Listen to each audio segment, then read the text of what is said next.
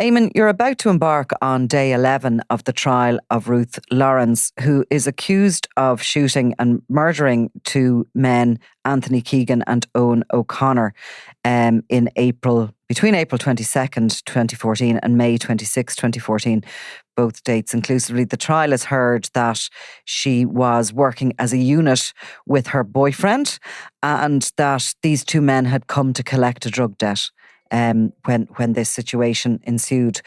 So since we spoke last, there's been two witnesses key to the prosecution case, a father and daughter.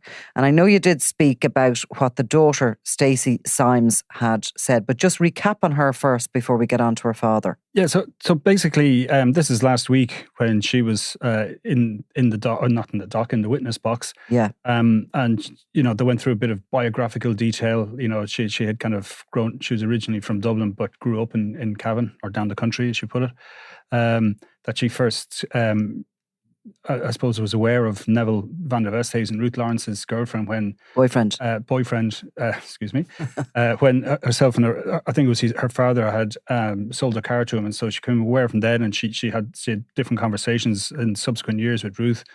She remembers her being a tattoo artist and talking about that, and then they bring him up then to this sequence of events from Good Friday of that April in 2014 to the following Friday, which is April the 26th. And it's kind of what happens over those 7 days. It's really from the Monday to Friday. Mm-hmm. But they want to establish, I guess, for instance, like she used to, like her little sister was still living in Finglas, and as she put it, they'd have her anytime they could, but she would drop her down then on a Sunday night going back to Dublin. And sometimes then Neville would ask her to pick up stuff on the way back, and that included phones and drugs and so on. And so they were going through all this, and they were asked about this meeting one time where they drove into Dublin, and they met some people, and there was various.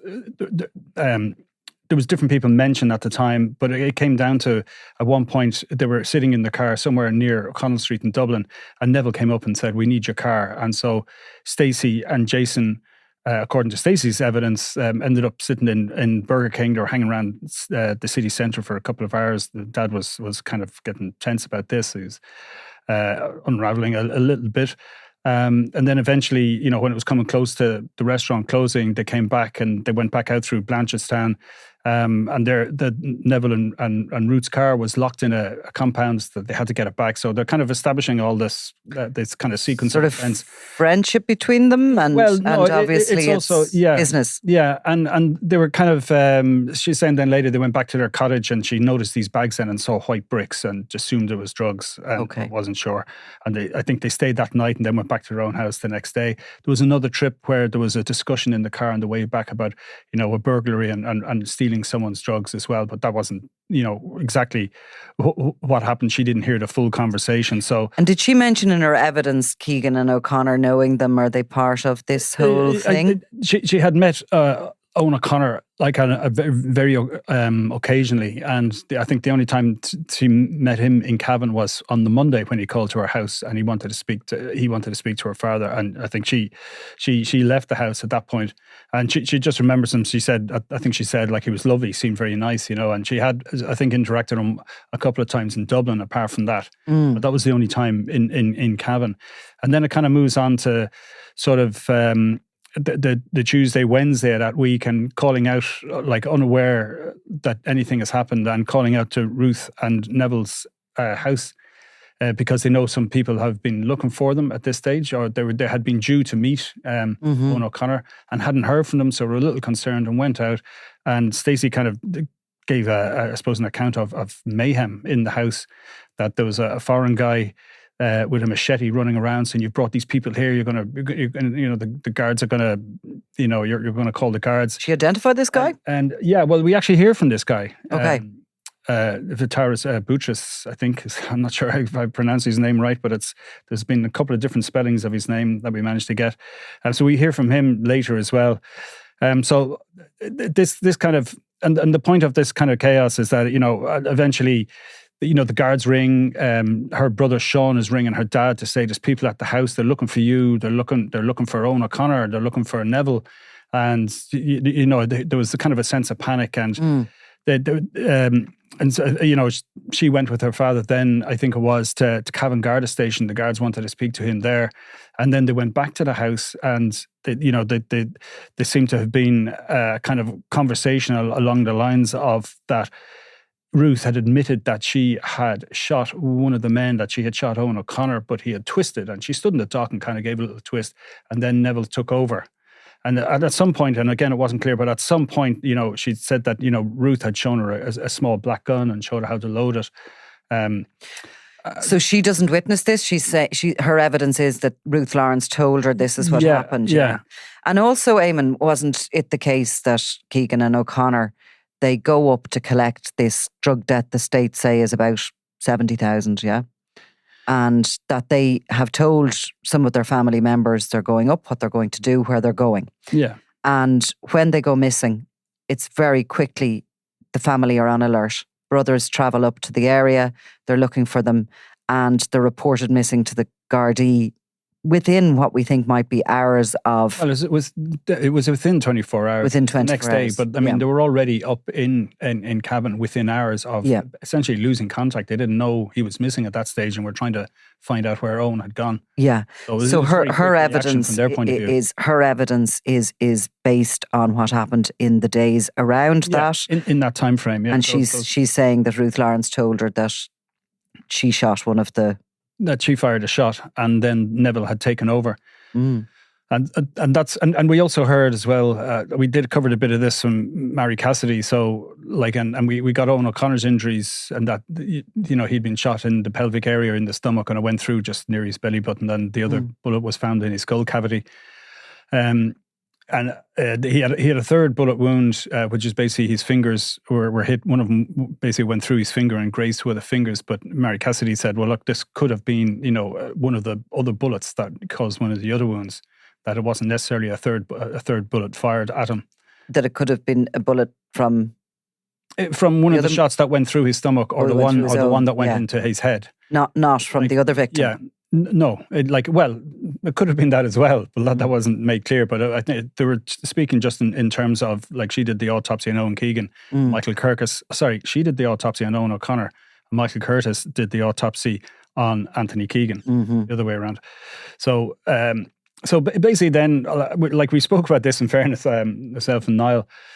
So what we had then after that then was our father, Jason Symes, and again, it was more or less, it was his version of the same time frame. He was also at this meeting that Stacy had gone to.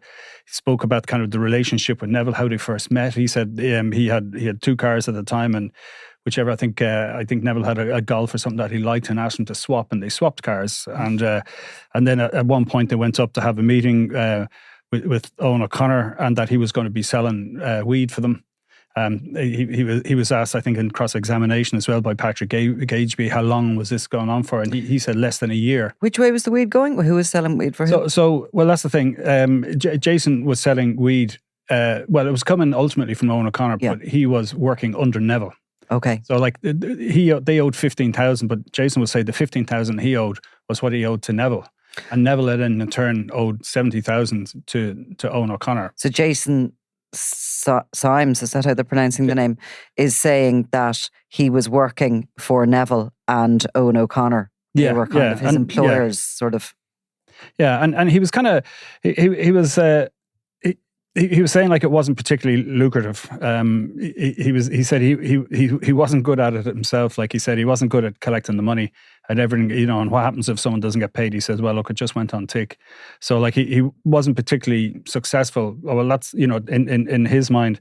He had to be warned by Judge Tony Hunt at one point. Well, not warned, but asked just to stick with the questions, because a couple of times in front of the jury, he was saying he was saying things like, well, if I knew what was going to Eoin, I wouldn't have let him out the door that morning, and he was very sorry for what had happened. And he was just asked, look, just try and stick to the exact questions you're being asked by the prosecution, Michael O'Higgins or Patrick Gageby, and not to kind of digress on this.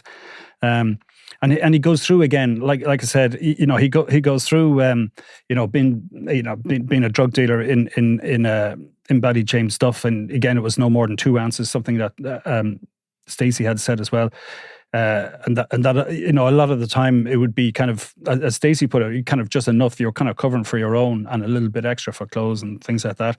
But they talked about this meeting, where they ended up in Burger King, and he said, yeah, it was me and Stacy and Neville and Ruth, and then there was another man who's been referred to as Mr. CD in court, and they were told that they couldn't follow this car because they didn't want anyone following them. So this is why they ended up waiting themselves, and then Neville coming and looking for the car off them and then coming back. And he says then they were heading back towards Navan to help, to get the others to get their car. And he said there was a checkpoint, and he said Neville and Ruth are saying to drive around the roundabout and go on to Finglas and avoid the checkpoint. And I told Stacey, no, stay on the main road.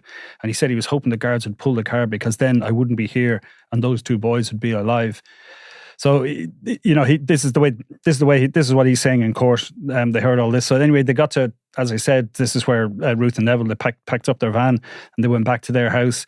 And again, like he said, like he thinks that was the Good Friday. He said himself he wasn't great at dates. This is something Stacey said as well. She wasn't good at the time scale, was the way she put it. And he said he felt like at one point he says Neville had pure evil in his eyes in the house. Like, he didn't really feel safe there. And he said they didn't come out of the room. And then on the Easter Monday, he was back in his own house. And this is when Eoin O'Connor turned up at his house, that he wanted some of his money. And he gave him what he had, including his rent money. And he said it was nothing more than a couple of €100. But and then it was on the Wednesday night, like he was just hanging out with his son, his wife, and the grandkids. And he said he had a few joints together. He didn't know where Neville was at that point. This on the Tuesday. And then on kind of later on the Wednesday, then he went out. And this is when we get into what Stacey had previously called, like, the mayhem and the foreign fellow running around crazed with a machete off his head and, on speed or something. So when he got there, he said he didn't even get into the house at start, and his phone started ringing. It was his son saying there's people at the house. And then he referred to this foreign guy as a KFC man. He said he was there with a machete in his hands and accusing them of bringing the police to the house. And he thinks there was a police helicopter in the air at that stage. Should we know what a KFC man is? Yes, this is the person we're already talking about. This is the foreigner, right, that Stacey was talking about. And he comes. He's actually gives evidence straight after Jason Symes, so we'll hear from him. So he's kind of vague in certain areas. He can't remember how long he stayed there. He went to meet the police. He said that Neville was kind of telling him what to say to the police, like under cross-examination. I think he mentioned that they were giving him benzodiazepine, like to kind of calm him so he could focus on what was being asked and stop him shaking. And again, he says, like, if I knew on Monday, this is actually the point at where he says if he knew what was going to happen, I wouldn't have let him out of the house. And again, Michael O'Higgins said, "Look, I know you're upset, and we just need to find out what you saw and heard, not what you felt at the time." And again, this is where Tony Hunt was telling him just focus on the question. So he just again was asked to describe the chaos. And he was asked at one point, like, did when they were sitting around on the Thursday, as he thought it was the Thursday, I think Stacey might have said a different day, and they were sitting around he said, as he put it, they were sitting around the kitchen. This is Ruth and Neville. He didn't actually like using their names at one point. He was trying to refer to them as their people, and he was being asked specifically, who are you talking about? And they were saying, like, well, did she ever actually say anything about what she did? And he said, well, whatever she'd done, she said whatever she had done, and Neville had taken over. And talks about, like, how there was a twist, like a headlock, and he was asked then, did she say anything else? And he said, I can't recall. And then he was asked about going to London. Now, we heard about this as well from Stacey. So anyway, he said, I had no choice. They had my daughter's passport. They knew where the granddaughter lived. And as he said, they used how to catch me, which I meant, that's how they used to get him to pick up stuff in Dublin. And so they went to, they stayed in a block of flats in London somewhere. Somebody connected with Neville. At what point was this? And this is now that they left Rosslare on the Friday. Okay. So they'd gone to London. They were there a couple of days. He And said, the guys go missing on the well, Tuesday their night? family were looking for them on the Tuesday night, Right. going into early hours Wednesday morning is when the family were that was the last contact. Police So are already at on the stage. Yeah, police have been informed, they're investigating, so they go to London. Yeah, and there would have been, now we probably skipped over a little bit of evidence there because like we did hear, like before they flee to London, like we heard from Stacy about how they'd mentioned that the two bodies had been stacked up, one on top of the other under a tree, and they were being asked to move them, and she said her dad said, like, I wouldn't be able for that, and she just shook her head. And again, was this evidence that she had seen the two bodies, or that she was told about this? She was told this. Yeah, she was. This is all stuff she was told. So with Jason, then, like, we move on. We're going to London. He was saying that before they went, they were in Navan station, and then at one point Neville broke into a house somewhere in Meath for them to sleep on the way down to get the ferry to London, and he was.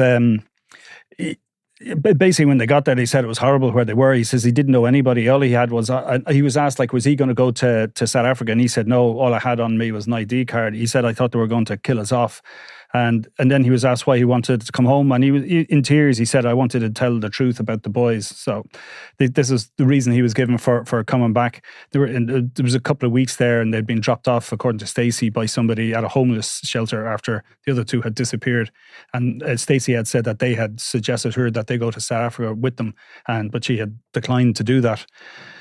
So, like, Patrick Ageby then asked a couple of, quite a few questions of Jason as well. Just ask him, like, can you remember your phone number you had at the time, which he didn't. Asking about, where he'd lived in Ballyjames, different places, and, how long you were drug dealing. He said he didn't think it was a year, that the only time he did cocaine was when he was with Ruth and Neville, and he'd be shoveling it up my nose. And he was asked then, because there was reference to he would be shoveling up Jason's nose. Oh. But again, this is, it wasn't necessarily clear when any of this happened or whatever. His medication had come up a couple of times, and about, his need for medication, and he didn't have it in London. And he was asked what he was on. He said, well, one for PTSD and another for anxiety, and then said he was on about 30 different medications. And then he was asked then, was there any occasion when you would have chopped up and snorted your meds?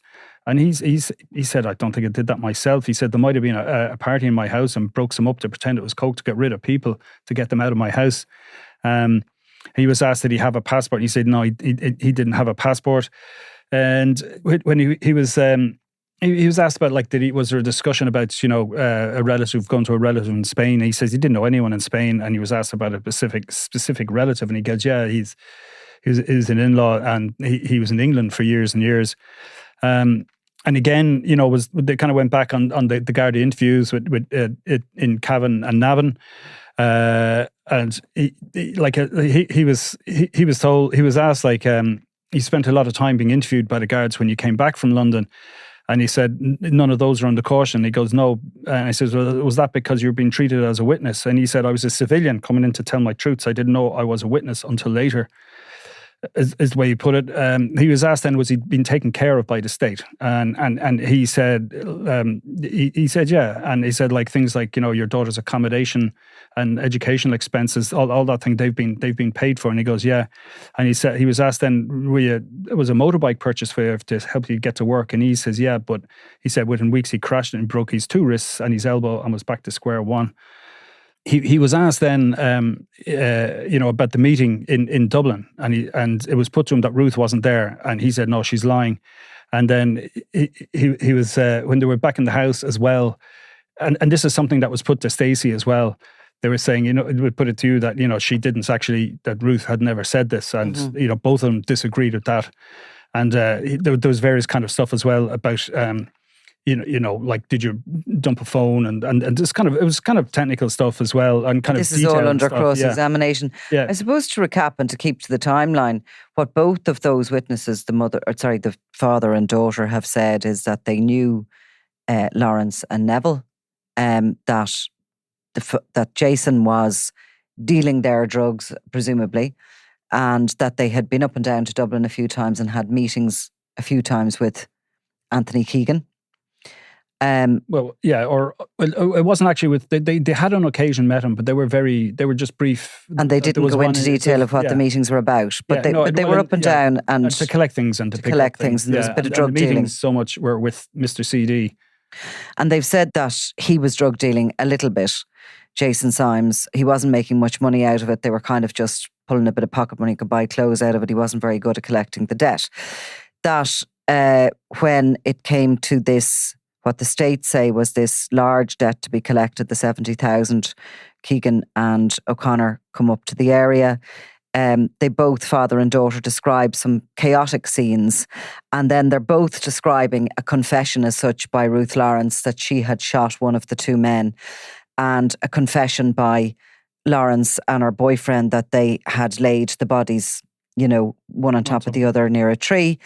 And in the aftermath of that, they've both given evidence that they kind of go on the run to the UK. They travel to Rosslare with Lawrence and her partner, and they get to London, stay in some sort of doss houses nearly they're describing, but that they then return home to Ireland, where Jason Symes goes to police and tells them what he knows. Yeah, and that very much. I'm glad you were listening, Nicola, and you managed to put that together a bit more succinctly than I have. I just wanted to kind of, I suppose, dig down into what the nuts and bolts of their evidence is.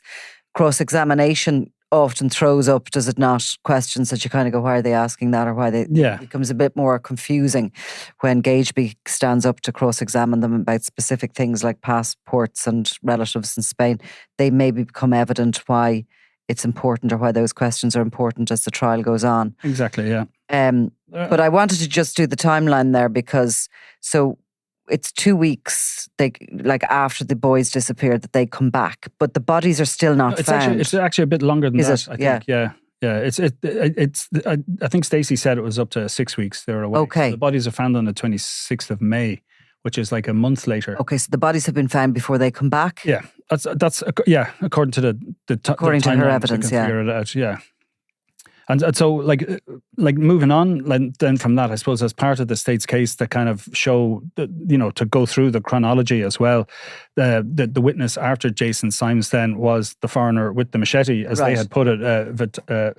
And which house is he in going mad with this machete? So he's back in Patrick's cottage, which is where Ruth and Neville were living. And this is on the shores of Lough Sheelan. Right. And it's quite a close distance away from Inchicup Island, where the two bodies are subsequently discovered on the 26th of May.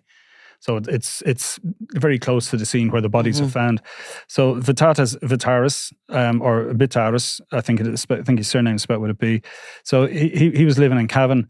He'd been 14 years in Ireland. He was 14 years and he was working with KFC, which is probably why Jason had referred to him as Mr. KFC. And he knew them for a while. He wasn't sure how. As he put it, he was a small friend a few times at the house. And he remembers kind of on the Easter week then that Neville had asked him, it was about helping them set up a barbecue to build some stuff. And he had these kind of concrete blocks that are in the shape of a H or something outside his house.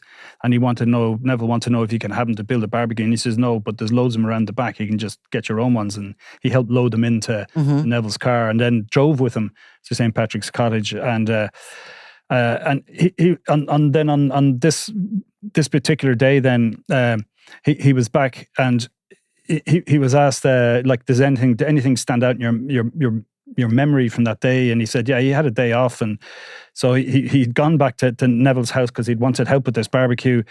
And he said that there was a lot of kind of cleaning going on. He said he didn't particularly know why Ruth was in the house at the time. And he said he thinks that someone had promised the landlord they'd do some fixings in the house, as he put it. They were kind of. He said he had a bit of some vodka. Yeah, he had a line or two of cocaine or speed or something like that, and just a few. He was kind of going through kind of what he was there. And he was asked actually at one point, did you have a machete in your hand? And he said, well, he remembered looking at one or something like that, and eventually he was dropped home. And, it was, he obviously had a different recollection, I suppose, compared to the two Symes of the being goings on in that house, yeah.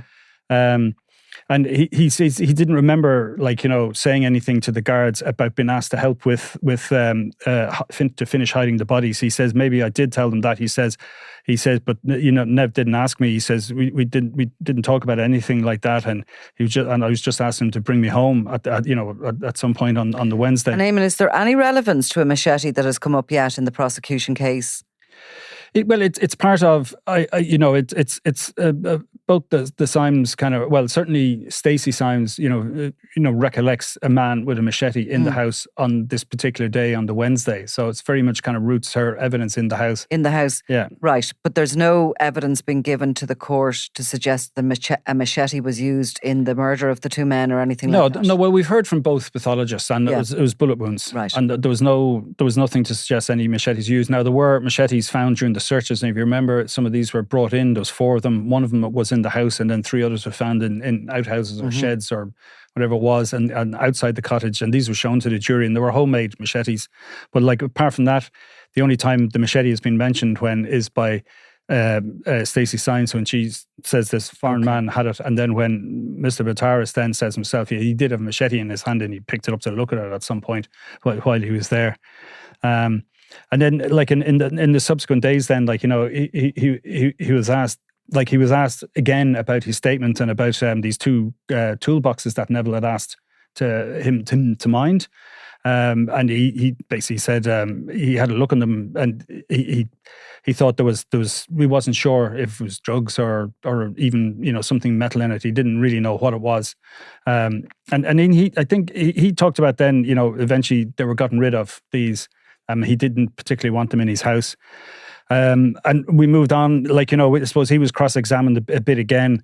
And he said he had no idea who, was causing, like, where was all this pressure coming from. He said, like, there was all these phone calls were being made. As he put it, they were serious lads from Dublin, but he had no idea what it was about. Mm-hmm. It was kind of a, he was,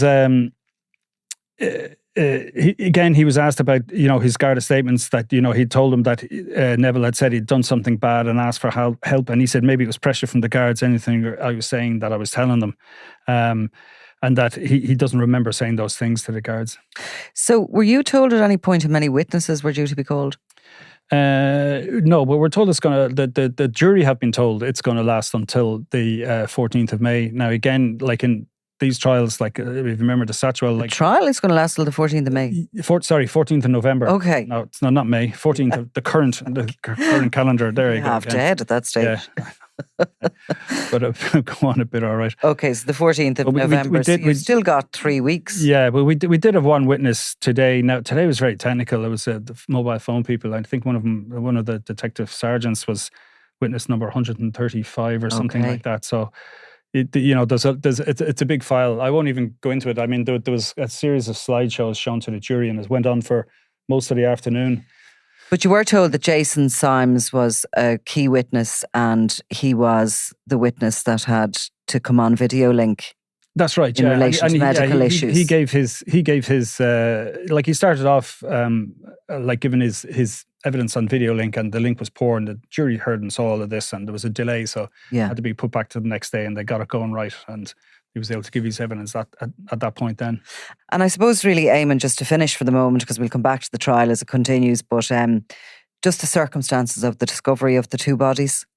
Just to remind people. Yeah, well, there was 2 fishermen out taking a break, and just kind of went between the shore and the island to just get out of the wind, and got the stench of rotting flesh. And he had experience as a butcher, and he knew it wasn't animal flesh that was rotting, and contacted a guard, a friend of his. And subsequent to that, a couple of days later, or a week later, actually, guards went onto the island with a search dog, and the bodies were found almost immediately. Kind of in undergrowth rather than buried. They were wrapped up in, one of them was wrapped up in coal bags, and I think kind of like a small plastic tarpaulin, and the other was wrapped up in a blue sleeping bag, and they'd been kind of loosely tied with rope and then covered over with branches and things like that. And their clothes were still on them. Those descriptions were given, like, by the pathologist at the time. So yeah. And as they say, the trial continues. So we'll come back to it. Thanks, Eamon. Always a pleasure, Nicola. I'm Nicola Tallant, and you're watching Crime World, a podcast about criminals, drugs and the underworld in Ireland and across the globe. Make sure you subscribe to our channel and turn on notifications so you can be the first to watch all our latest episodes. You can also listen wherever you get your podcasts.